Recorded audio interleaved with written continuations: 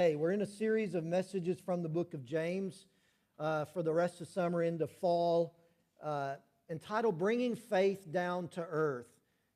It's a way to help us think about our faith on an everyday, practical relevance kind of way that James does such a fantastic job of helping us with. And so we're in James chapter 1. In verse 26 and 27 is where I'll read. And the title of the message this morning is Your Religion Worthless? Is your religion worthless? Read this with me. It says, if anyone thinks himself to be religious and yet does not bridle his tongue, but deceives his own heart, this man's religion is worthless. Pure and undefiled religion in the sight of our God and Father is this: to visit orphans and widows in their distress and to keep oneself unstained by the world. What if I were to tell you that coming to church might be a waste of time? Well, what if I told you that giving an offering might be pointless and that singing in the choir might be wasted effort, and that instead of working in Bible school, you should just lay by the pool, and instead of going on a mission trip, you'd be better off to just stay at home? What if all the religious stuff you do is worthless?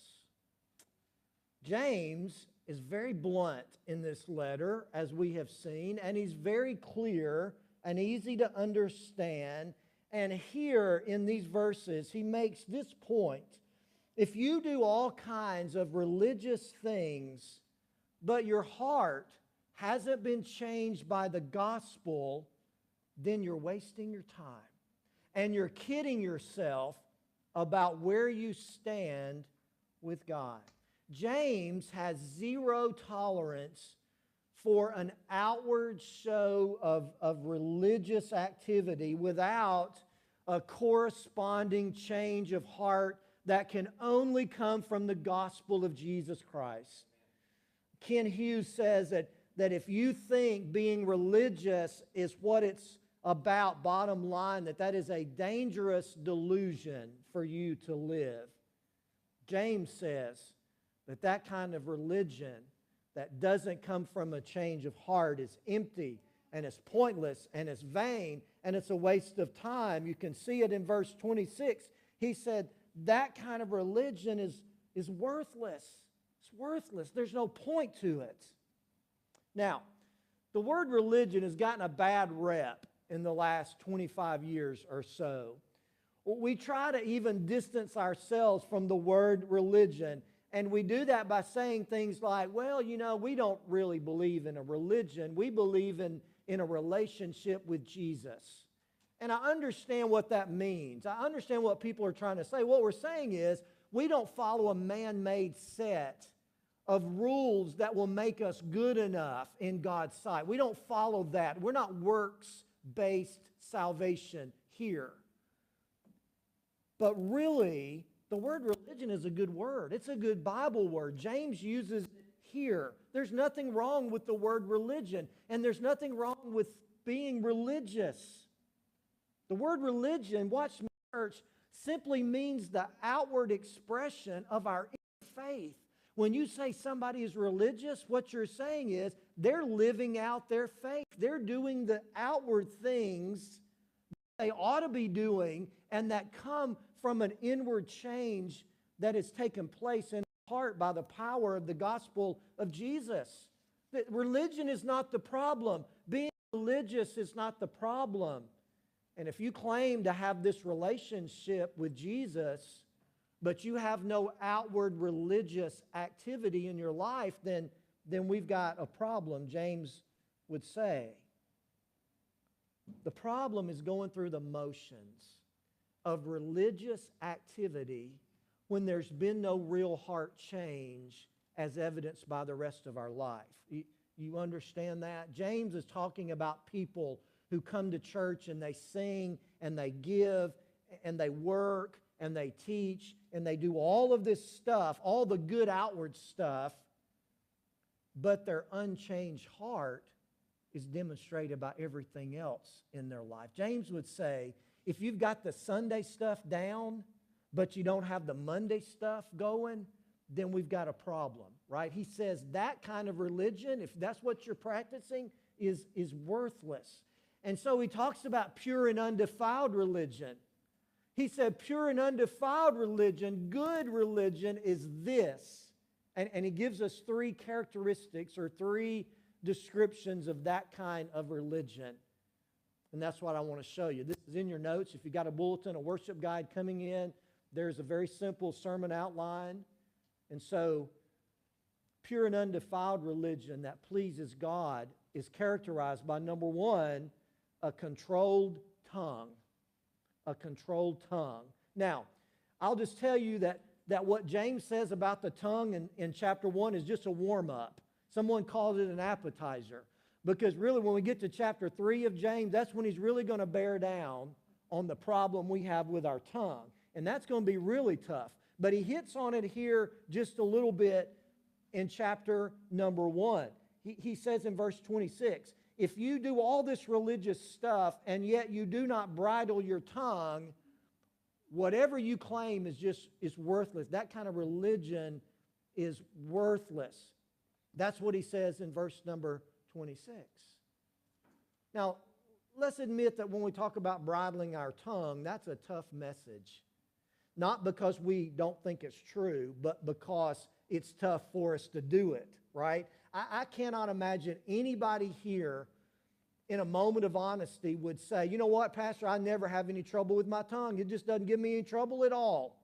I don't think anybody would make that bold claim. I think to a certain degree, every single one of us struggles with bridling, controlling our tongue and our speech. It's a struggle. In fact, over in chapter 3, James says that if a follower of Jesus can control his tongue, he probably won't have any trouble with the rest of his life. That's how difficult this is. It's tough. And yet, church, one of the signs of a regenerate person, a saved person, a truly religious person is the ability to bridle, to control your speech. See the word bridle in verse 26? Did you catch that? It comes from about where you think it would come from, the bridle on a horse. So the idea is control, as opposed to being out of control, as opposed to being unchecked or unrestrained or unruly. James says one of the signs of a truly religious person, a person who's truly been changed by the gospel, is that they control their speech, they control their tongue. There's discipline there. Someone says that the implication of the imagery is that sometimes our tongue, see if you agree with this, is like a runaway horse. It's like a wild horse that is not restrained and it's out of control and it needs a bridle to control it. Does your tongue do that sometimes? Don't answer. I should have warned you before I asked the question. Don't answer. There's some questions just don't answer out loud, right? Most of them. Does your tongue like a wild horse? It's got wild tendencies that runs away with you at times, out of control, unconcerned about consequences and damage and hurt? Is your tongue sometimes driven by impulse, right? By an emotional outburst? Do you ever say something and immediately when you say it, you're like, oh, how in the world did I say that? We don't have a bridle on our tongue. Our tongue, our speech is out of control. Sometimes we speak first and think later about what we should or should not have said. And again, the main idea here is that you can practice religious activities, and you should, but if you don't control your tongue, that's a sign that there's a problem in your life, deep down in your heart, right? So, somebody said, and I like this, that a true test of man's religion is not his ability to speak, but rather his ability to bridle his tongue, right? It's not so much in what you say that demonstrates your faith. It is how you control what you say. Here's why this is important. I think we're all on the same page that this is important. But here's why. It's because, listen to me, people, the mouth reveals the heart. Your mouth, what you say, reveals your heart. Your words confirm your faith. Your speech proves your spiritual condition. Now, some people would tell us it's not a big deal how we talk. It's no big deal if we talk like we shouldn't say and say things we shouldn't say. That's not a real big deal. That's just legalism, and God understands. But the Bible teaches that the mouth is connected to the heart in a very important and spiritual sense. It shows what our heart is like. If you want to know what somebody, watch me, if you want to know what is in somebody's heart, follow them around and listen to them talk for a while, and they'll show you, right? They'll show you what's in their heart. Jesus had a testy exchange with the Pharisees over this. And they had a lot of religious activity, and they were sincere in that. But he had this fiery exchange in Matthew 12. Look at these verses with me in Matthew 12. They were questioning, going back and forth. And here's what Jesus said to the Pharisees. Either make the tree good and its fruit good, or make the tree bad and its fruit bad. For the tree is known by its fruit. Now watch this. He said, you brood of vipers, how can you, being evil, speak what's good? And the implication answer is you can't, right? For the mouth speaks out of that which fills the heart. You want to know where what comes out of your mouth comes from? It comes from your heart. The good man brings out of his good treasure what's good, and the evil man brings out of his evil treasure what is evil. Is that the last verse? 35. The last verse. All right, good deal. Caught me off guard there. Jesus says, what's down in here will eventually come out. I read about a project at a church, and they were doing some remodeling, and the pastor was helping with that. And this would not be your pastor, probably, but the pastor was walking around with a hammer, and he was working on stuff, and there was this guy that was following him around, and the pastor thought, well, he's seeing how good work I do. So he asked the guy finally, he said, why are you following me around? You want to see how good a work I do? He said, no, I just want to see what you say when you hit your thumb with a hammer. Because he knew intuitively that what's in here will come out here. And that's what Jesus is saying, and that's what James is saying. Jesus is not saying, clean up your words in order to be saved. He's saying, if you're saved, the words that come out of your mouth will reveal that. A controlled tongue. That's part of true religion. So what does it look like, this controlled tongue? Well, the obvious application is stuff like vulgarity and indecent words and obscenities. That's a given. That's entry level, right? Don't use words that are offensive like that. Everybody ought to know that, right? And yet you would be amazed and shocked at the number of Christians who argue with me that it's okay for them to use certain language depending on where they are and who they're around. Well, Pastor, you don't know what it's like down at the job site or down in the locker room or here, there, and the other. And I can't buy that, because what I know is that unless you can leave your faith on the outside of wherever that is, it doesn't excuse what you say when you're on the inside. And so you got to control that. Paul says, don't let any unwholesome talk come out of your mouth. He said, don't let there be obscenity and foolish talk or coarse joking, which is out of place for a believer. Don't use those kind of words and language. A bridled tongue means you don't speak angry, hateful, harsh words to hurt people. You know, sticks and stones can break my bones, but so can words, right? Be careful about that. Don't be mean-spirited in what you say. And of course it means gossip. Control your tongue means control gossip. That's a problem. And let me tell you, just because something is true doesn't mean that it's okay to tell. And just because something is true doesn't mean that it's not gossipy. It can be true and still be gossip, and you ought not tell it. Poet William Blake said, a truth that's told with bad intent is worse than all the lies you can invent. You know, I'd rather have somebody tell a blatant lie about me than I had somebody tell something true trying to hurt me, right? That's exactly right. Gossip. Don't be a part in gossip.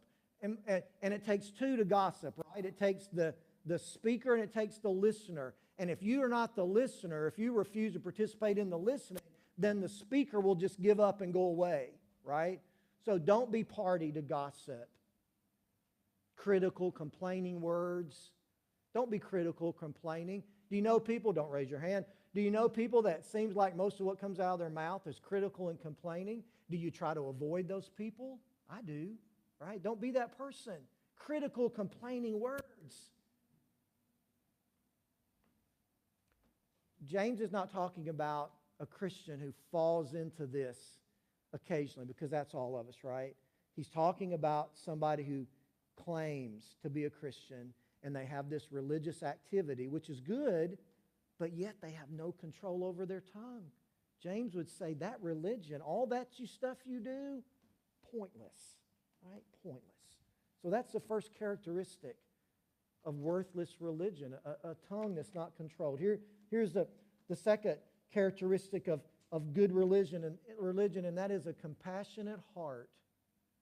Compassionate heart. You see there, he said, true religion, pure and undefiled religion. Do you see that in verse number 27? Pure and undefiled religion is demonstrated in how we care for others. How we care for others. You can do all this stuff that we've talked about, good stuff, come to church, sing in the choir, teach a class, go on a mission trip, but if you don't have genuine compassion for other people, you're wasting your time, James says. It's pointless. Do the outward stuff. Do all the stuff that God says is expected of a follower of Jesus, while at the same time proving your heart by being compassionate toward those in need. What does he say? Pure and undefiled religion is to visit orphans and widows in their distress, in their need. Obviously, those are not the only kinds of people that need our compassion. Those are singled out by James because in that day, orphans and widows were the most vulnerable. They were the weakest. They couldn't help themselves. Widows couldn't go out and get a job. They were rarely had any property. They had no income. They were at the mercy of people to have compassion on them. And orphans were the same way. They were the weakest. There were no government programs, no social networks. They were destitute. James says, take care of people like that. That shows your compassion. Those are just symbolic. There are a lot of other kind of people in our day that we ought to have compassion on. Not just orphans and widows, not just those specifically, but anyone, watch me church, anyone who is in need and they can't meet that need themselves and they can't pay you back for what you do for them. That person is who you should show compassion to. Who would that be in our culture? Well, it might be orphans and widows. It might be the unborn, who are perhaps the most vulnerable. It might be a disabled person down the street who just needs some assistance with daily functions that they can't do themselves. It might be a homeless person, somebody that's just fallen on hard times, maybe fault of their own or maybe not. Might be someone who struggles to make ends meet.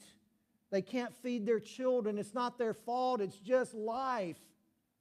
It might be a shut-in. Somebody in our church family or in the community that can't get out. They can't come to church. They've got no family. They've got no one to visit with them or help them. So when James says orphans and widows, that encompasses a lot of people for us. Anyone who's at risk, anyone who has a need, we should show compassion to. There's a need for wisdom in this area. People tell me, Pastor, we need to be wise about who we help. We do need to be wise. I understand that. But we also need to be open for those in need. Let me tell you something. And some of you are going to I don't know, you might not like this. That's okay. Well, it wouldn't be the first time. I'd much rather be judged by God for not being wise enough in helping people than just not helping people, right? I want to help people that have needs. And if they're pulling the wool over my eyes and fooling me, then guess what? God can take care of that. But if I see someone that I feel is in need of compassion, I'm going to help them, right? That proves my faith is real. James says that what should we do to these people? We should visit them. See that? Visit orphans and widows. You think, well, boy, that sounds easy. Quick 5-minute visit at the nursing home or at the door, and I've checked that off the box. That word visit is a little more detailed than what we might think. It's not a great translation. It means to become involved in their need. It means to spend time and resources on this person's need. It's a little more than a quick 5-minute visit because anybody can do that. This is getting involved to the point that it's costing you something and you're sacrificing and you're giving up what you want to do. That's the idea. You say, well, how do you get that? How do you know for sure? Well, the word visit here is the same word that the Bible uses when God comes to help us. Throughout the Bible, this statement is made. God visited His people. God visits His people. And when we need something and God visits us, He doesn't take the easy way out. He does whatever is needed to meet our need. And so when we reach people's needs on that same level, then we're fulfilling the requirement to visit people in need. You understand what I'm saying? So it's a big ask here. But that's what God does for us, and that's how we demonstrate that we're like Him. If you're a Christian, if you've received the compassion of God, then at least show compassion to others. Jesus said, when you do it to the least of these, it's just the same as if you've done it for me. That's our motto. Look out for the least. Show compassion to the most vulnerable. Help people who can't do anything for you. That, watch me, church, that's the true measure of your faith. Come to church, give, teach, sing, do all of those things. Absolutely. You ought to, at a bare minimum. But then when you leave here with the Sunday stuff, go out and do the Monday stuff of having a compassionate heart, right? Compassion, a controlled tongue, a compassionate heart. Are you ready for number 3 on the list? You said, yeah, because that means we're closer to being finished. Watch me. A clean life. What's a sign of someone who has true religion, who truly knows Jesus and is serving Him out of the right motive? A clean life. Look at the last phrase of verse 27. It says, pure religion is to keep oneself unstained by the world. That's a sign that our faith is real. If we can somehow, watch me, live in this world, navigate all the stuff in this world, and still keep a clean life. Is there some place that if you go there, you just know you're going to come out dirty? I mean, physically, right? Maybe you go to work, maybe you work in a plant, maybe you're at a job site, and you just know when you get in the truck or the car to go home, you're just going to be dirty. It's impossible to stay clean there. I've been in some places like that. Well, the world is that place spiritually. The world is the place that is almost impossible to walk through and live in and not get dirty. The philosophies and the beliefs and the sin and the evil and the temptations and the perversions, we live in a world that's just dirty, right? And we've got to live in it. We've got to live in it until God takes us home. And so the key to show that our heart's really been changed is somehow to be able to navigate the world and still have a clean life. Still have a clean life. That's what James is calling us to here. One translation says, refuse to let the world corrupt you. I might have to live in the world, but I don't have to be like the world, right? That's the idea here. Paul said in Romans 12 that we live in a world, watch me, that wants to press us into its mold. That means make us like the world. And we have to resist that by transforming our heart. How do we guard against getting stained? Well, negatively, let me give you a negative and a positive. Negatively, I have to be very careful about what I allow into my life. If I'm going to stay unstained, I've got to be careful what I allow in, which means there are some things that I just can't participate in as a follower of Jesus because I'm going to be tempted there. I might sin. I'm going to be influenced in a negative way. There's just some things that I can't participate in. That's just the truth. There's some places I can't go as a Christian because it's going to stain me. It's going to make my life look like the world. There's some people that I can't be around. There's some relationships that I just can't cultivate because that has a negative spiritual impact on me, and I have to just say no to those things. There's a saying no to some things that will keep our life unstained. Positively, there are things I do put in, like the Word, right?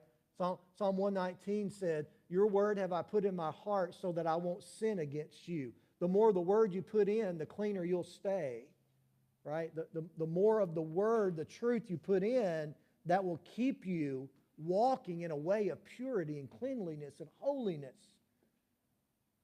And as you spend time in prayer, that will strengthen you against temptation, that will stain you. As you immerse yourself in this community of faith, that we will challenge you and hold you accountable, and that will result in cleanliness spiritually.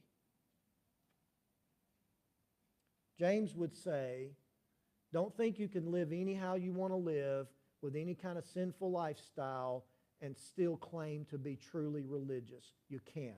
You're deluding yourself.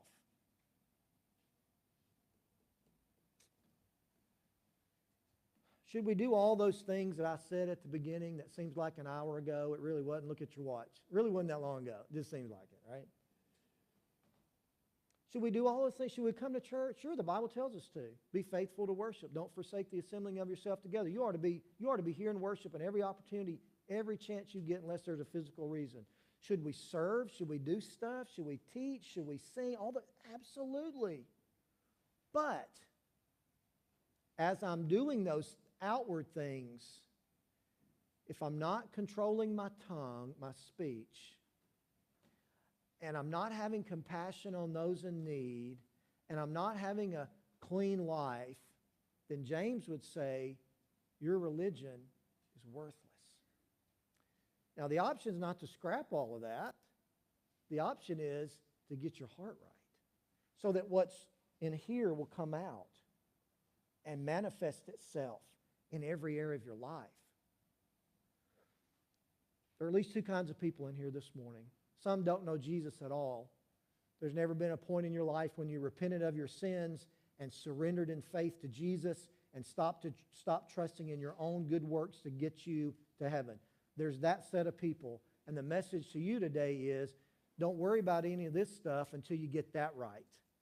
There's another set of people that probably encompasses most of us, and we're saved, we know Jesus, but we struggle in some of these areas, and we need God to help us. And so our prayer is, God help me that as I do religious things, my heart is right with you.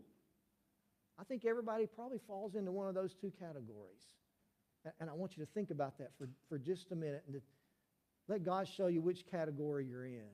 Would you stand with me, please, with your heads bowed and your eyes are closed? Would you just right there in your heart, in the silence of your heart, just ask God to show you where you stand spiritually this morning? God, would you just show me where I'm at? I've been struggling.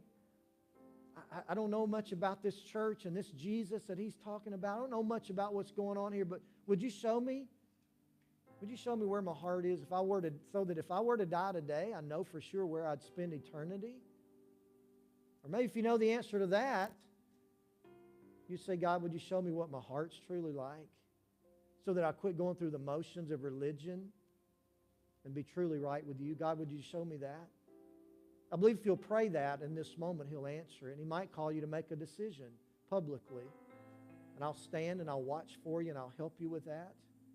I can pray with you and pray for you. If someone needs to sit down with the Bible and show you how to become a Christian, we can do that.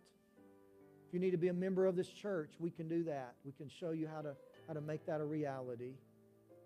God, have your way in us. Move on our hearts. In Jesus' name we ask that for you to work.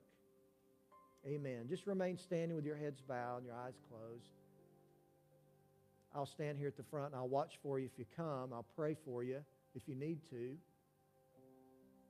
And we'll wait just a minute. We'll wait just a minute. We're not going to wait long.